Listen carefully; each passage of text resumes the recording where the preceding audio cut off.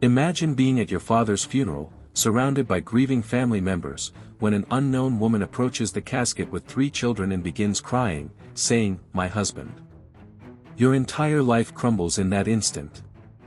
Everything you believed about your family was a carefully constructed lie spanning decades.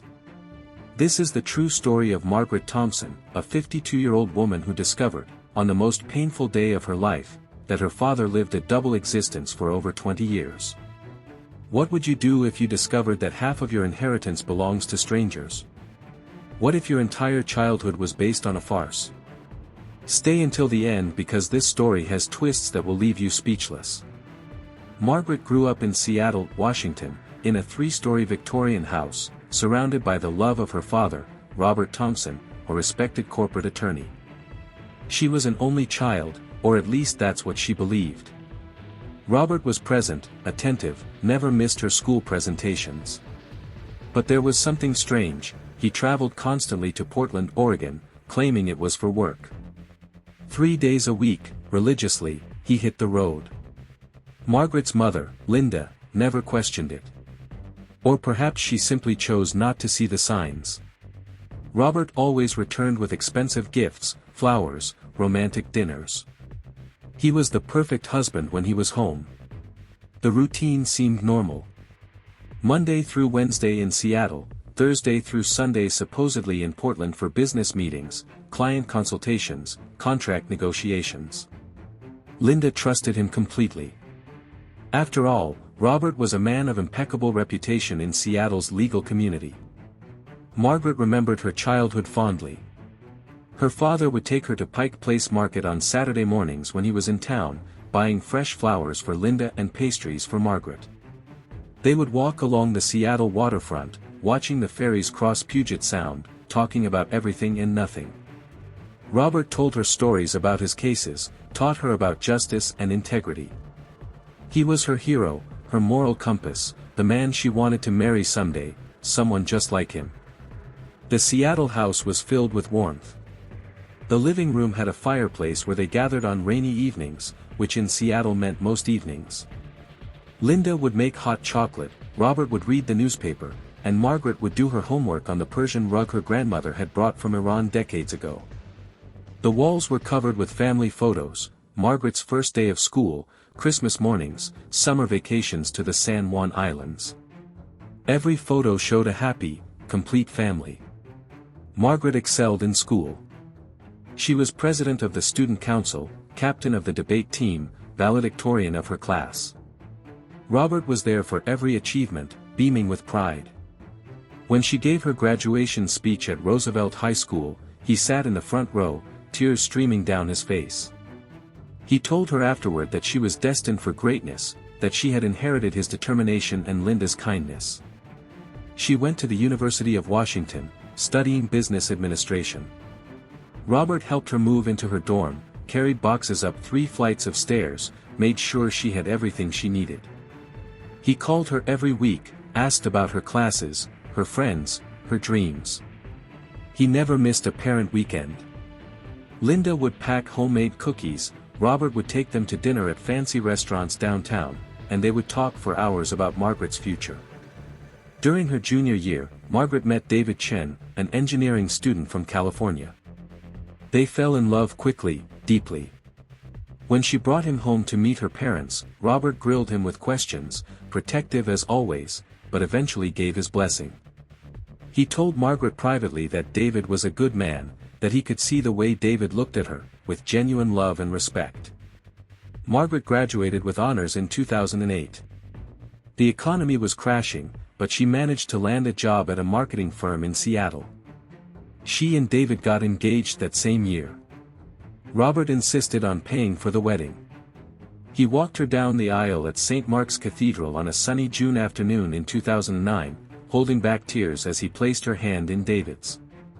His speech at the reception was beautiful, talking about watching his little girl grow into a remarkable woman, about the joy of seeing her find her partner in life. The years that followed were good. Margaret and David bought a small house in Ballard, one of Seattle's charming neighborhoods with tree-lined streets and craftsman homes. They had their first child, Emma, in 2011. Robert was there at the hospital, holding his granddaughter with such tenderness that Margaret thought her heart would burst. He visited every week, never missing Emma's milestones. First words, first steps, first day of preschool. Their second child, Lucas, was born in 2014. Again, Robert was present, devoted, the doting grandfather who spoiled his grandchildren with toys and books and endless patience. He would get down on the floor and play with them for hours, building block towers, reading stories, making them laugh with silly voices and faces. Linda would watch with a soft smile, saying Robert had always wanted a big family. But looking back now, Margaret realized there were signs. Small inconsistencies she had dismissed. Robert never took calls in front of them during his Portland trips. He had a separate cell phone he said was for work clients. He never invited them to visit his Portland office. When Margaret suggested driving down for a surprise visit once, he became unusually agitated, saying his schedule was too unpredictable, that he would hate for them to make the trip and miss him. There were the credit card statements Linda occasionally mentioned, charges from restaurants in Portland that seemed excessive for business dinners. Robert would explain them away smoothly: corporate entertaining, important clients, the cost of maintaining relationships. Linda accepted the explanations.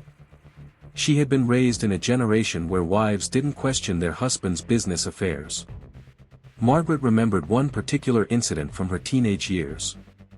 She was 16, going through her father's study looking for a stapler for a school project. She found a photo in his desk drawer, tucked behind some files. A photo of a woman and a young boy at a beach. The woman was pretty, smiling, the boy maybe 5 or 6 years old. Margaret asked her father about it that evening. Robert's face went pale for just a second before he smiled and said it was a colleague and her son, that he kept the photo because the boy reminded him of a nephew. Margaret had accepted the explanation without question. Another time, when Margaret was in college, she tried to surprise her father by driving to Portland for his birthday. She had the address of his office building from his business cards. But when she arrived, the building's directory showed no listing for Robert Thompson or his firm. Confused, she called him. He sounded strange, caught off guard, and told her he had moved offices recently and forgotten to update his cards. He met her at a restaurant nearby, seemed distracted throughout lunch, cut the visit short saying he had an emergency client meeting. These memories haunted Margaret now. The clues had been there all along, but she had been too trusting, too naive, too convinced of her father's integrity to see them. Margaret's career progressed steadily. By 2020, she was a senior director at her firm, managing a team of 12 people. She and David had settled into comfortable middle age, their children growing into teenagers. Life was predictable, safe, good.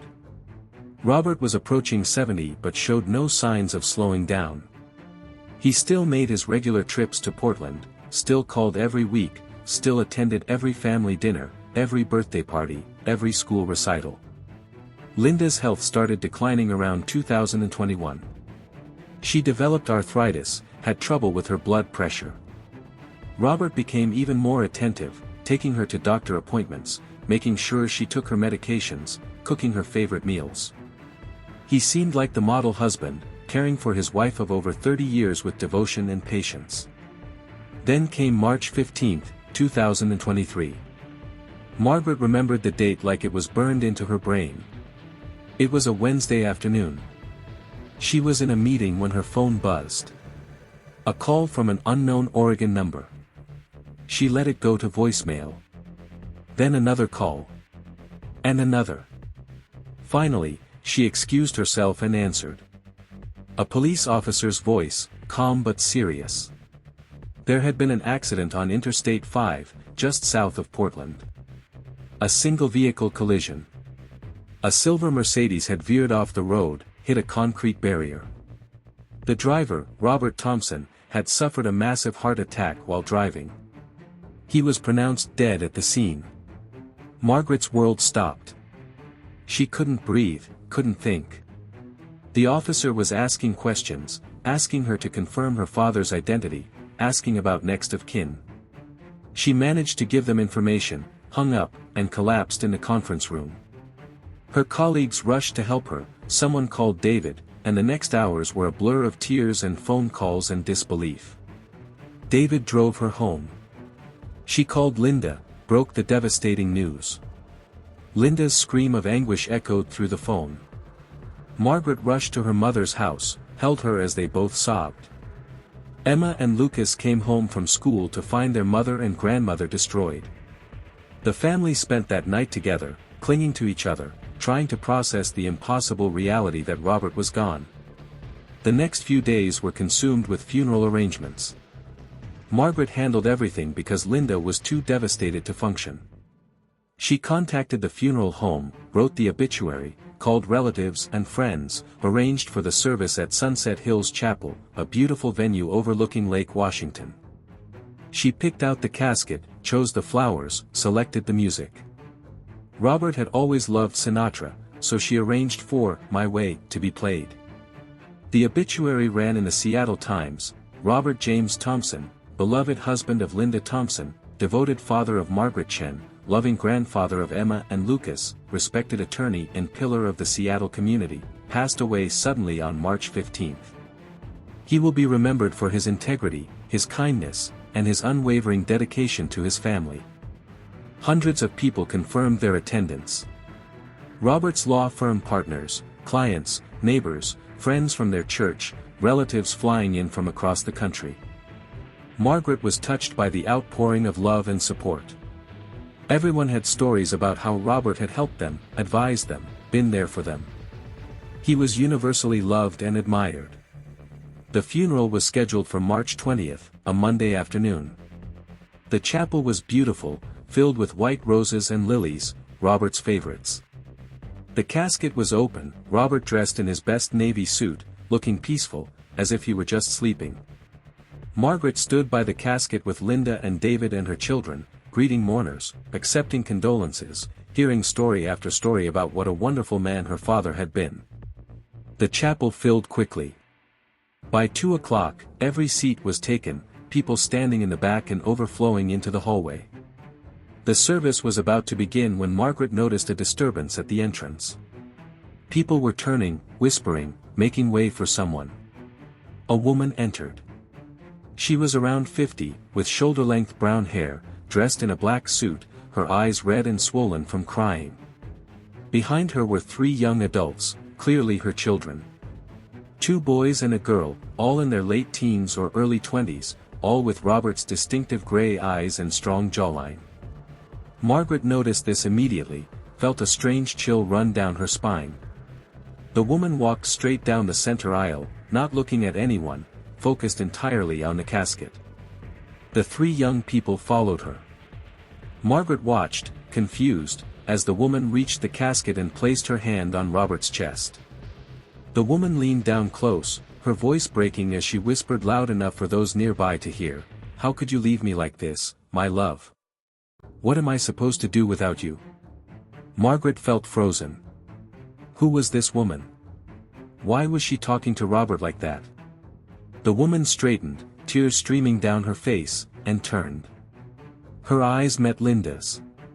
For a long moment, the 2 women stared at each other, and something passed between them, a recognition, a horrible understanding. The woman took a shaky breath and said, her voice trembling but clear in the suddenly silent chapel, "You must be Linda. I've seen your photo in his wallet. I'm Jennifer. Jennifer Thompson. I'm his wife in Portland." The words hung in the air like a bomb about to explode. Linda's face went white. Margaret felt the ground tilt beneath her. David grabbed her arm, steadying her. Around them, the chapel erupted in gasps and whispers. Jennifer continued, seemingly unaware of or indifferent to the chaos she was causing, "These are our children. David, Sarah, and Michael. Robert's children." The 3 young adults looked as uncomfortable as everyone else felt. The oldest, David, met Margaret's eyes, and she saw in them the same shock and pain she was feeling. Whatever was happening, these kids were victims too. Linda found her voice, a harsh whisper, "What are you talking about? Robert is my husband. We've been married for 35 years. Jennifer's face crumpled. I know. He told me everything last week.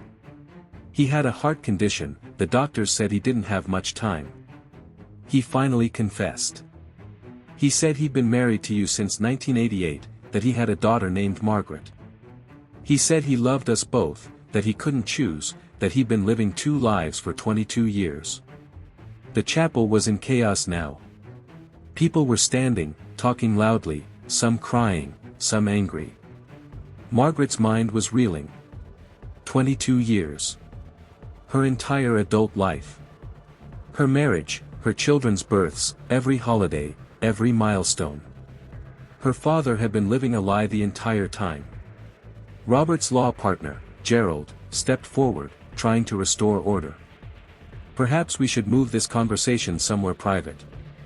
But Jennifer shook her head. No. Everyone needs to hear this. Robert was my husband too. We married in 2001, in Portland. We have a house there, a life there. He was David Thompson in Portland, an entrepreneur, a consultant. He told me he traveled to Seattle for business 3 days a week. I never questioned it because he always came home. He was a wonderful husband, a devoted father. He coached Michael's soccer team, taught Sarah to drive, helped David with college applications. He was there for everything. Margaret felt sick. Those were the days her father was supposedly in Portland for work. Wednesday night through Sunday morning, he was with them, with this other family. Living a completely different life. Sarah, the daughter, spoke up, her voice small and broken. We didn't know. We had no idea. He just told us last week, right before he died. He sat us down and confessed everything. He said he had another family in Seattle, that he'd been lying to everyone for over 2 decades. We were so angry, we didn't even get to process it before he died. We came here because Mom insisted, because we needed to see with our own eyes that this was real. Linda started sobbing, deep, wrenching sobs. Margaret moved to her mother, wrapping her arms around her, but she felt numb, disconnected from her own body. David, the son, stepped forward. We're so sorry. We know this is terrible for you too. We're all victims here. Our father, your father, was a liar. But we're not the enemy. The funeral proceeded in a daze. People didn't know whether to stay or leave. Eventually, a minister said a brief prayer, and the service ended awkwardly, mourners filing out in stunned silence. Margaret, Linda, and the Portland family ended up in a side room, facing each other across a table, strangers bound together by a dead man's secrets. Jennifer explained through tears. She had met Robert at a business conference in Portland in 2000. He introduced himself as David Thompson, recently divorced, no children, looking for a fresh start.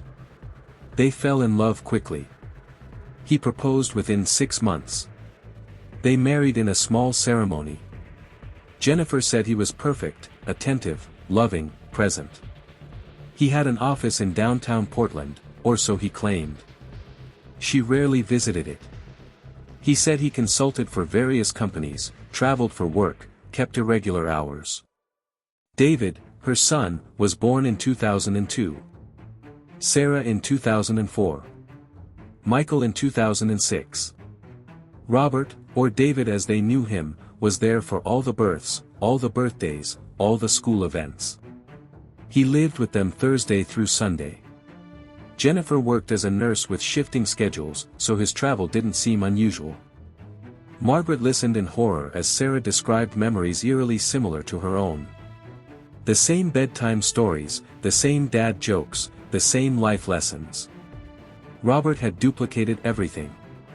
He was 2 different men, playing 2 different roles, somehow keeping them separate for over 2 decades.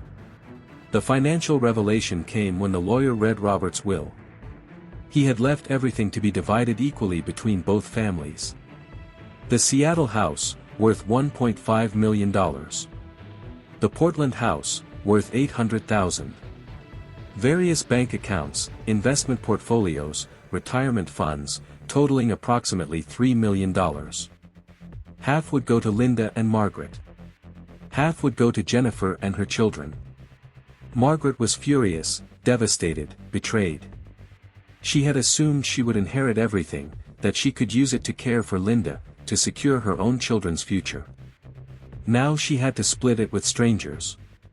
Linda was catatonic, unable to process the double blow of losing her husband and discovering he'd never really been hers. The legal battles began immediately. Margaret hired an attorney to contest the will, arguing that Jennifer's marriage was invalid because Robert was already married to Linda. Jennifer's lawyer countered that she had entered the marriage in good faith, that she was a victim of Robert's fraud, that she and her children deserved their share. The case dragged on for months. Margaret had to sit in depositions across from her half-siblings, listening to them recount their lives with Robert. Every story was a knife to her heart because she had similar stories. He had taken David fishing every Sunday in Portland. He took Margaret fishing every Sunday he was in Seattle. He made special pancakes for Sarah on her birthday.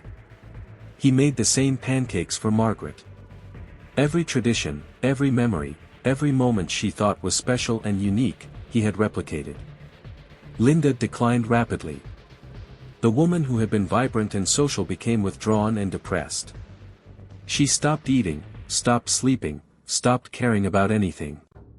She moved in with Margaret because she couldn't bear to be in the house she'd shared with Robert, the house filled with lies. She would sit for hours staring at old photos, asking Margaret over and over, "How did I not know? How did I miss the signs?"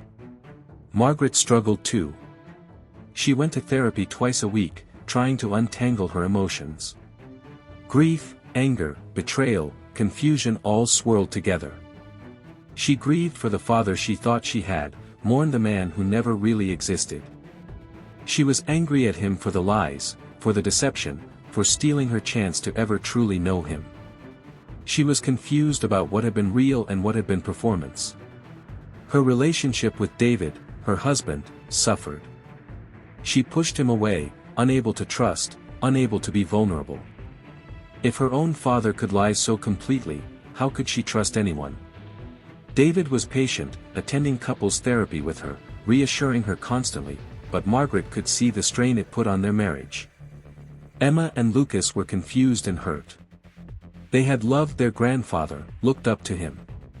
Learning he'd lived a double life shattered their understanding of family, of trust, of truth. Emma, 16 at the time, became angry and rebellious. Lucas, 13, withdrew into himself. Margaret watched helplessly as the ripple effects of Robert's betrayal damaged her entire family. The investigation into Robert's life revealed the extent of his deception. He had two separate identities, complete with different social security numbers, which was illegal. He had set up intricate systems to keep the families separate. Different email accounts, different phone numbers, different friend groups.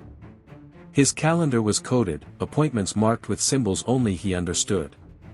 He had a storage unit in Olympia, halfway between Seattle and Portland, where he kept duplicate clothes, documents, photos from both lives. In the storage unit, Margaret found boxes of photographs. Pictures of Jennifer and the kids at beaches, amusement parks, Christmas mornings. Pictures she should have been in, moments she thought were hers alone, but they were being lived simultaneously with another family. There were birthday cards, school report cards, Father's Day gifts from children she never knew existed. She also found journals. Robert had kept detailed journals of his double life, dating back to 2001. Reading them was torture, but Margaret couldn't stop. He wrote about the stress of maintaining two families, the guilt that ate at him, the fear of being discovered. But he also wrote about love. He genuinely loved both Linda and Jennifer. He loved all four of his children. He couldn't choose, so he chose both, condemning himself to a life of perpetual deception. In one entry from 2015, he wrote, "Watched Margaret walk across the stage today to receive her promotion award. I was so proud I thought my heart would burst. Then drove to Portland and watched David score the winning goal in his soccer championship. Again, overwhelming pride. How can I be so blessed and so cursed at the same time? I love them all so much, but I've trapped myself in a prison of my own making. I can never tell the truth. The truth would destroy everyone. Another entry from 2021, Linda's health is declining. Jennifer's mother just passed away. Both my wives need me more than ever, and I'm splitting myself thinner and thinner. Some days I don't know who I am anymore. Am I Robert or David? Am I a good man trapped in impossible circumstances or just a selfish coward? I've given everyone I love only half of myself, and it's not enough for anyone. The most devastating entry was from 1 week before he died. The doctors say my heart is failing. How fitting. I have maybe months left. I finally told Jennifer the truth. She was devastated, furious, heartbroken. The kids hate me now. But at least they know. I wanted to tell Linda and Margaret too, but I couldn't face them. I'm a coward to the end. They'll find out when I'm gone. Maybe it's better that way. They can hate me without having to see my face, hear my excuses. I hope someday they can forgive me, though I don't deserve it. I loved them all. That's the truth. I loved them all. Reading these words, Margaret felt her anger soften slightly into something more complex. Her father had been a flawed human being, not a monster. He had made a terrible choice and then spent decades trapped by it, unable to escape without hurting everyone he loved. It didn't excuse what he did, but it made him human. The court eventually ruled that the will would stand. Jennifer's marriage, while based on fraud, had been entered in good faith. She and her children were entitled to their share. The houses were sold. Margaret received approximately $1.2 million after taxes and legal fees. Enough to be comfortable but not the security she had hoped for. She had to pack up the Seattle house, the home she'd grown up in. Every room held memories now tainted by knowledge.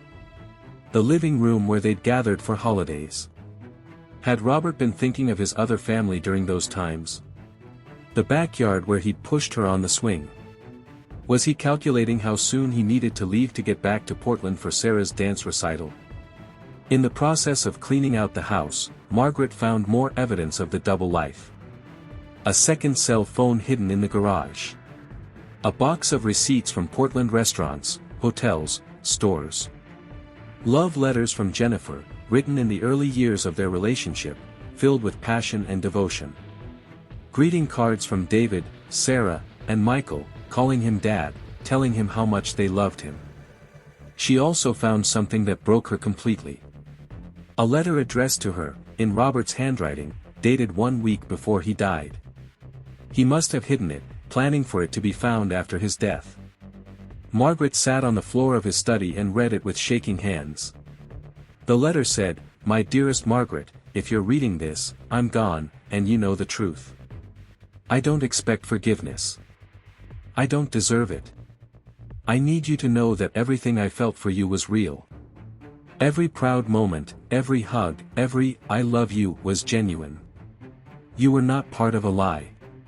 My love for you was the truest thing in my life. I failed you in the worst possible way. I robbed you of the father you deserved, the one who was honest and present and whole. I gave you only half of myself, and I am so sorry. You deserved better. Your mother deserved better. Jennifer and the kids deserved better. Everyone deserved better than what I gave them. I was selfish and weak. I made a choice 22 years ago that I couldn't unmake without destroying lives, so I kept going, digging the hole deeper every day. I thought I could manage it, keep everyone happy, but all I did was build a house of cards that was always going to collapse. I'm sorry it collapsed on you. I'm sorry for the pain you're feeling. I'm sorry for every question you'll never get answered. I love you, Margaret. I always have. I always will. Please take care of your mother. She loved me completely, and I betrayed that love every single day. Please try to know your siblings. They're good kids. It's not their fault. None of this is anyone's fault but mine. Live a good life, sweetheart. Be honest. Be present. Be whole in a way I never was. I love you forever, Dad." Margaret cried until she had no tears left. The letter changed something in her. She was still angry, still hurt, but she also felt a strange sense of closure. Her father had been trapped by his own choices, living a half-life in two places, never fully present anywhere. She pitied him even as she hated what he'd done. She reached out to David, her half-brother, through email. They started talking cautiously, sharing their experiences, their feelings. David was a junior at Portland State University, studying computer science. He was thoughtful, kind, struggling with his own anger and confusion. Sarah was in community college, studying to be a veterinary technician.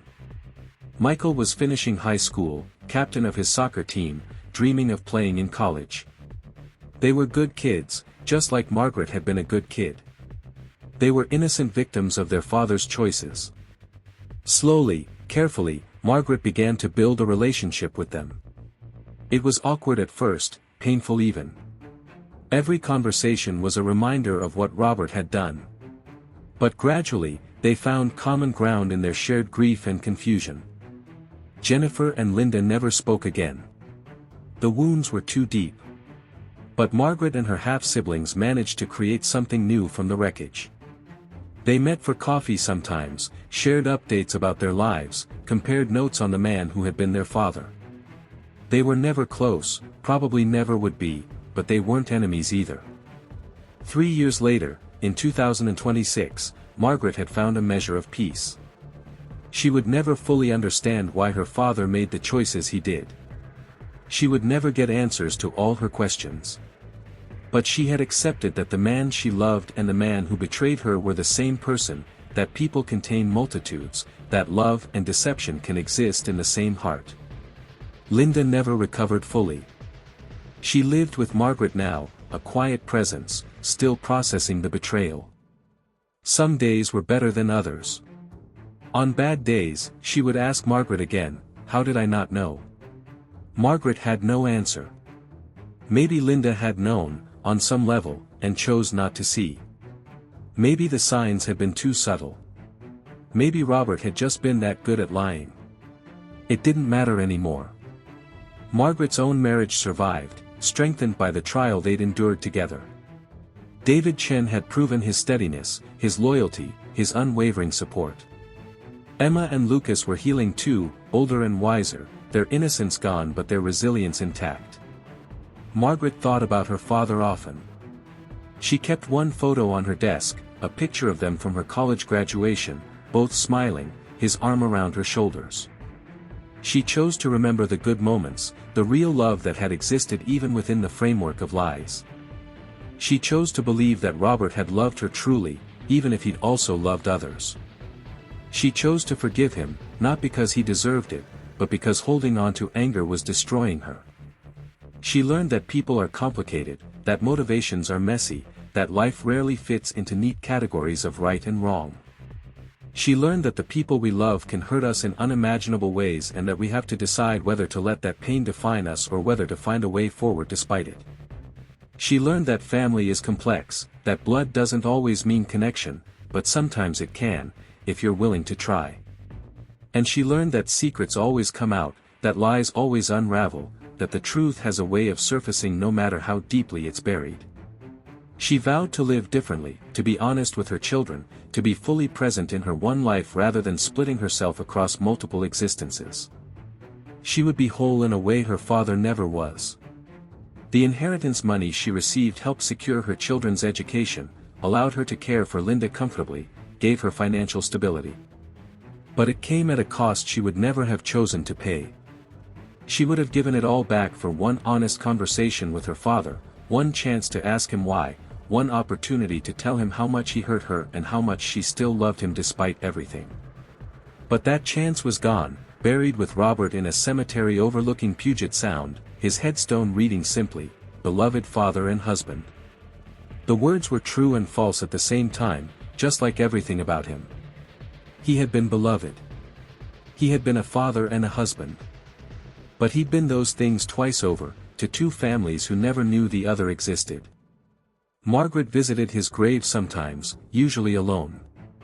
She would sit on the grass and talk to him, telling him about Emma's college plans, about Lucas making the baseball team, about Linda's good days and bad days.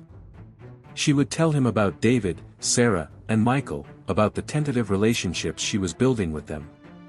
She would tell him she was angry, she was sad, she was confused, but she was also grateful for the good memories they'd shared, even if they were only half of his story. And she would always end the same way: "I wish you'd been brave enough to choose. I wish you'd trusted us enough to tell the truth. But I understand that you were human, flawed, and scared. I forgive you, Dad. Not because you deserve it, but because I deserve peace. Rest now. Your secrets are out. Your burden is gone. And we're all finding our way forward, one day at a time." This is the story of Margaret Thompson, a woman who discovered at her father's funeral that her entire life had been built on a foundation of lies. It's a story about the complexity of human nature, the pain of betrayal, the possibility of forgiveness, and the long, difficult journey toward healing. It's a story that reminds us that the people we love are capable of things we never imagine, that truth is precious and rare, and that sometimes the hardest thing in life is accepting that we may never fully understand the choices others make. So now we turn to you. What would you do in Margaret's position? Could you forgive a parent who lived such a monumental lie? Would you try to build a relationship with half-siblings you never knew existed? Would you fight for the full inheritance or accept the division? How do you even begin to process a betrayal of this magnitude? Leave your thoughts in the comments below. We want to hear your perspective, your stories, your wisdom. Have you experienced family secrets coming to light? How did you cope? What advice would you give to someone in Margaret's situation? This story, as painful as it is, teaches us about the fragility of trust, the complexity of love, and the resilience of the human spirit. Margaret survived the unthinkable. She's rebuilding her life piece by piece. And if she can find a path forward, perhaps there's hope for all of us facing our own impossible situations. Thank you so much for staying with us through this entire story. We know it's a difficult one, but these are the real stories of real people navigating the complexities of family, love, and betrayal. Your attention, your time, and your willingness to engage with these difficult topics mean everything to us. If this story resonated with you, if it made you think, if it touched something in your heart, please subscribe to our channel. We share stories like this every week, stories that reflect the messy, complicated, beautiful, and painful reality of human relationships. Hit that notification bell so you never miss a new story. And share this video with someone who might benefit from hearing Margaret's journey. We have more incredible stories coming your way. Stories of resilience, of survival, of people facing the unimaginable and finding ways to keep going. Stories that will challenge you, move you, and remind you of the strength of the human spirit. We can't wait to share them with you. Thank you again for being here, for listening, for caring. Until next time, take care of yourselves and the people you love. Be present. Be honest. Be whole. And remember that no matter what life throws at you, there is always a way forward.